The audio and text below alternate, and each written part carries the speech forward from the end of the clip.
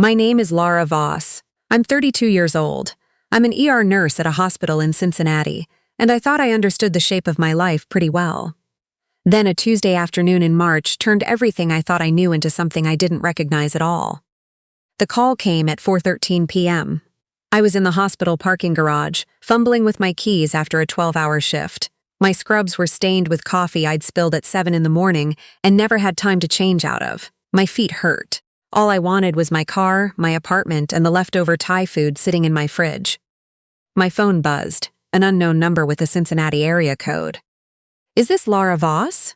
A woman's voice, professional but careful, the kind of careful that means someone has been trained to deliver news that lands hard. "Yes," I said. "Ms. Voss, this is Officer Karen Tate with the Cincinnati Police Department, District 4. I'm calling about a child." I stopped walking. "I think you have the wrong number." "You're Lara Voss? Address 2841 Fairfax Avenue, Apartment 6C? "Yes, but..." "Ma'am, we have a little boy here at the station. He was brought in about 2 hours ago, found alone near Lunken Airport, sitting on a curb with a backpack. No adult with him. He's 5 years old." A pause. "The only identification we found was a metal bracelet on his wrist. It has a name engraved on the inside." I already knew what she was going to say. "Lara Voss," she said. "Your phone number, your address."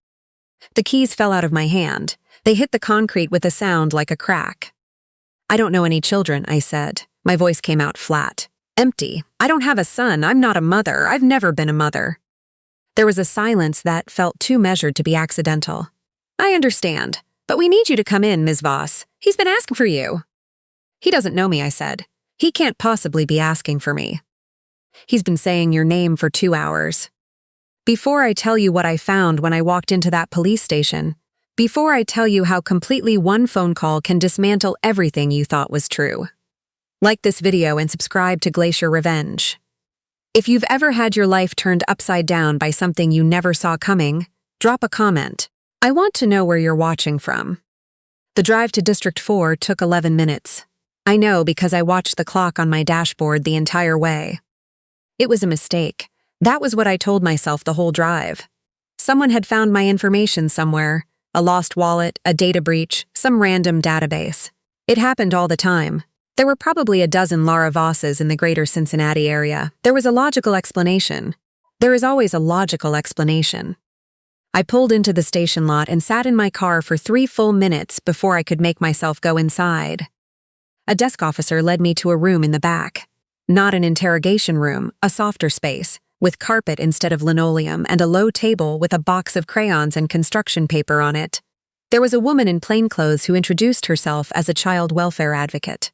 And sitting in a chair that was too big for him, both hands wrapped around a paper cup of hot chocolate, was a little boy. He was small, blonde hair. He was staring down at the cup like it was the most interesting thing in the room. Then he looked up. I have seen a lot in 12 years of emergency nursing. I have held the hands of people dying and people fighting not to. I have kept my face steady through things that would make most people leave the room. I am not a person who rattles easily. I was rattled. It was my face. Not exactly, he was 5 years old and a boy, but the jawline, the wide-set eyes. The precise shade of green, the kind my mother always called sea glass green, the kind I have never once in my life encountered on anyone else. He looked at me, and something in my chest did something I cannot accurately describe. I took one step toward him, just one, and then I saw it. Behind his right ear, half hidden under his hair, there was a birthmark, a small, pale crescent, like a sliver of moon pressed into his skin. My hand came up before I could stop it. I touched the same spot on my own head. I have had that birthmark my entire life, behind my right ear, a pale crescent, small and precise. My mother called it my moon mark. She said I was born with it. My grandmother had one in the same exact spot. It ran through our family, that mark. It was rare. My dermatologist told me once he'd seen it maybe 3 times in 20 years of practice. This boy had it. He set down the hot chocolate. He looked at me with those sea glass eyes. "Lara," he said, not a question, a statement, like he was confirming something he already knew. I took a step back and bumped into the child welfare advocate. "This is a mistake," I said. My voice didn't sound like mine. "I don't know who this child is. I have never seen him before in my life." The officer spoke gently. Ms. Voss, we're not accusing you of anything. We just need to figure out who he belongs to and how to keep him safe. He doesn't belong to me, I said. But I was looking at that birthmark, at the eyes, at the shape of a face I saw every single morning in my own mirror. I asked the advocate his name. Finn, she said. He won't give us a last name. I crouched down to his level. Hi, Finn, my name is Lara, he said. He picked up a blue crayon and went back to his paper. I know. I drove home alone. I sat on my couch in my work scrubs with the lights off. My leftover Thai food was still in the fridge. I didn't eat it. I am a nurse. I understand genetics in a way most people don't. A scar cannot be passed down. It's an injury, not a trait. But a birthmark is different. A birthmark is genetic. Our family's crescent mark had appeared in 3 generations that my mother could track. It was not common. It was not a coincidence. But I was not a mother. I had never been pregnant. I knew my own body, my own history, my own timeline. I called my mother. The moon mark, I said when she picked up. Does it skip generations? A pause. Your grandmother had it. I have it. You have it. Your aunt didn't get it. Why are you asking me this at 9 o'clock on a Tuesday? I'll explain later, I said. I hung up and opened my laptop. 6 years. That was the number that kept surfacing. 6 years ago, I had a life that looked very different. I was 26, I was in love, and I was the kind of happy that feels like it could be permanent if you just don't look at it too directly. His name was Adrian Vane. We met at a fundraiser for the Children's Hospital where I was doing a rotation. He was 30, dark-haired, funny in the quiet way that sneaks up on you. He worked in clinical trials for a biotech firm in Columbus. He understood medical things in a way that made conversations easy, and I found that more valuable than I had expected. We dated for 2 years. He proposed in December in my parents' kitchen in Columbus, with a ring he'd chosen with my mother's help. I said yes before he finished the question. 4 months later, he was gone. I came home from a night shift to an apartment that felt different before I even opened the door all the way. His jacket wasn't on the hook. His running shoes weren't by the door. Inside, his side of the closet was empty. His toiletries gone, his work bag gone, his laptop gone. No note, no message, nothing on my phone. I called him, straight to voicemail. I drove to his office. A receptionist told me he'd resigned 3 weeks earlier. I called his mother, who told me she didn't think she was the right person to explain. I called his closest friend from college, no answer. Adrian had erased himself from my life so completely and so fast that within a week, I started to wonder if I had ever really known him at all. I grieved for a year, then I got angry, then I got up. I transferred to Cincinnati. I finished my certifications. I built a life entirely my own, with careful borders around it, no room for anyone who could disappear without a word. I had not thought about Adrian Vane in almost 2 years. Now I was thinking about him very hard. Because Finn was approximately 5 years old. He was blonde. He had my eyes and my birthmark. And Adrian had been the only person I was ever serious enough about to imagine a future with. The math was not complicated. I just didn't understand how the math was possible. I searched my email. I went back 6 years. I found it within minutes, a receipt from Cryopath Fertility Center in Columbus, dated March 2019. $3,200 for egg retrieval and cryogenic storage. A monthly storage fee I was apparently still being auto-charged and had stopped thinking about. I had frozen my eggs at 26 because my grandmother's health history scared me, and I wanted options. Adrian came to the consultation with me. He held my hand in the waiting room. He helped me with the paperwork. He watched me sign my name on every form. I knew before I had a single piece of evidence. I knew the way you sometimes know things in medicine before the test results confirm them. A pattern, a gut certainty, a set of facts that only line up one way. I called Cryopath the next morning and reported a concern about unauthorized activity on my stored samples. The administrator said she'd have a patient advocate call me within 24 hours. While I waited, I checked on Finn through the welfare case number the officer had given me. He was in a temporary foster placement in Norwood. He was safe. No adult had come forward for him. The patient advocate called back the following afternoon and asked me to come in. I drove to Columbus. She was a woman in her 50s with careful eyes and a file on the conference table between us. She told me she could not share everything without a formal legal process in place, but that she could confirm that my account showed activity in May 2020 that had not been initiated by me. A transfer of stored samples.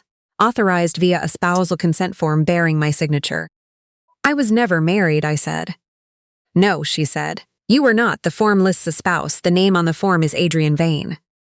She slid a page across the table. A signature comparison, my real one from 2019 intake against the forged one from 2020.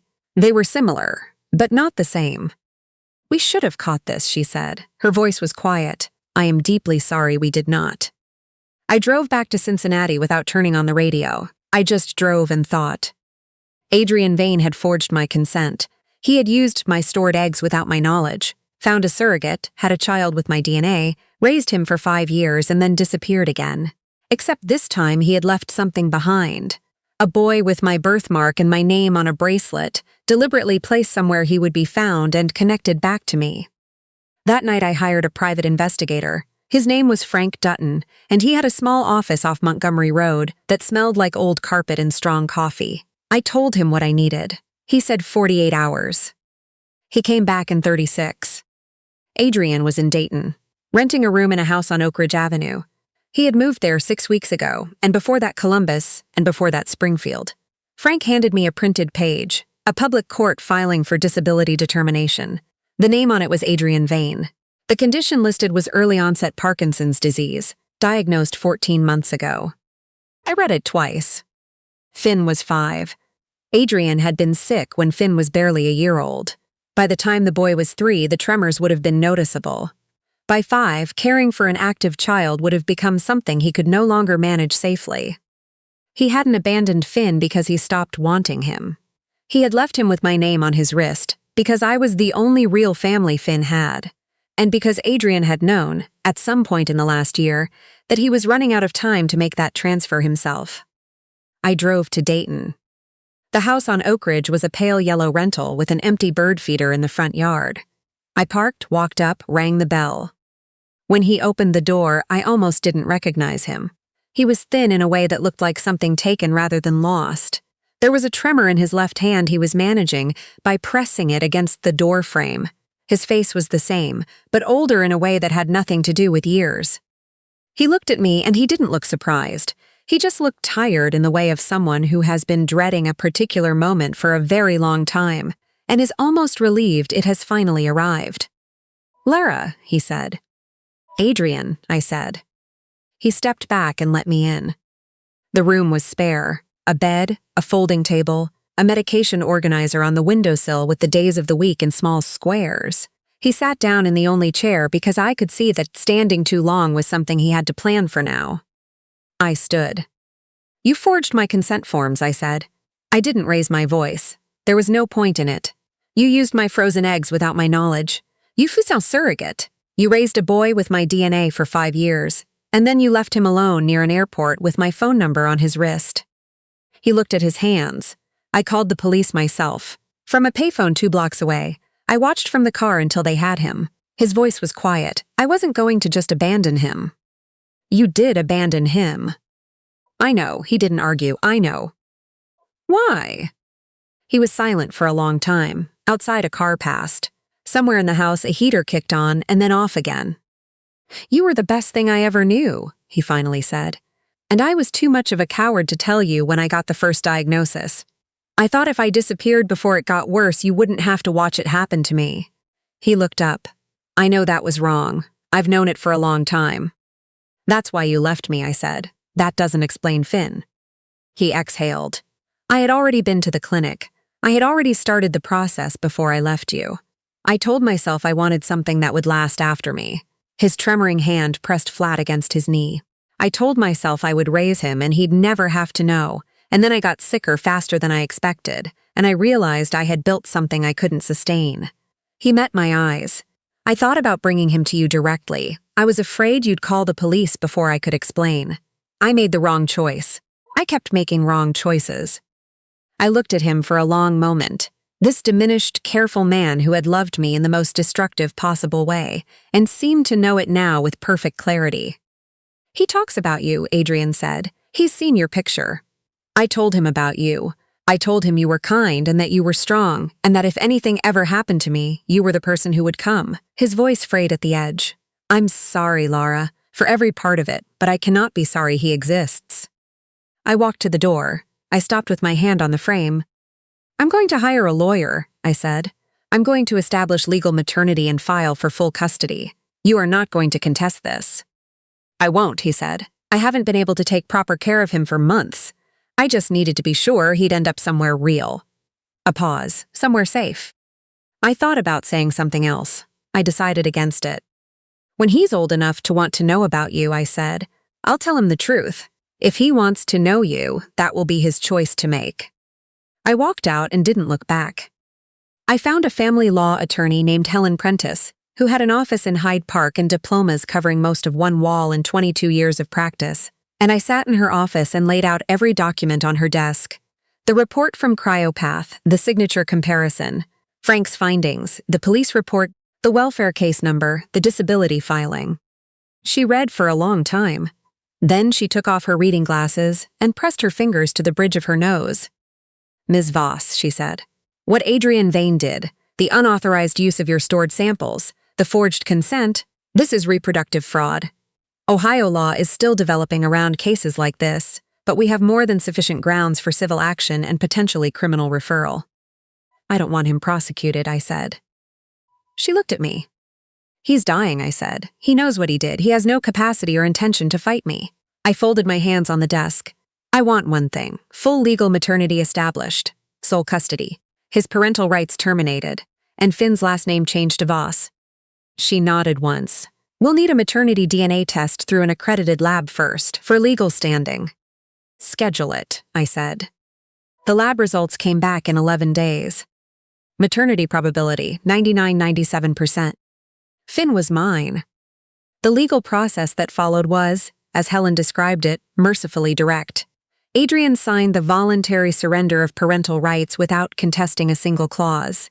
The family court hearing in Hamilton County lasted 40 minutes. A judge reviewed the file, asked me 3 questions, and signed the custody order. She looked at me over the top of her glasses before she raised her gavel. "Miss Voss," she said, "I've been on this bench for 19 years. This is among the most unusual cases I've reviewed. I hope you and your son have a peaceful life going forward." The gavel came down.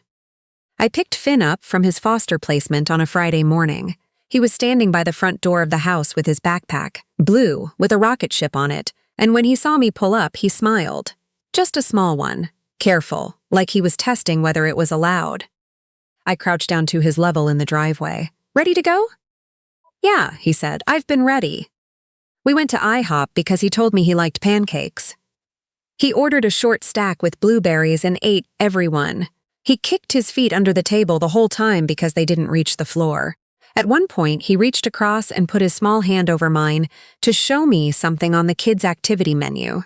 And I had to look toward the window for a second because my eyes were doing something I wasn't ready for anyone to see. That afternoon, we went to Target, and I told him he could pick out whatever he wanted for his new room. He walked the entire nightlight aisle twice with great seriousness and chose one shaped like a moon. I had to stop in the middle of the aisle and pretend to look at something on the shelf. The months that followed were nothing like a movie. There were tantrums in the grocery store and 2 nights in a row where he woke up screaming, and I couldn't calm him down for 20 minutes.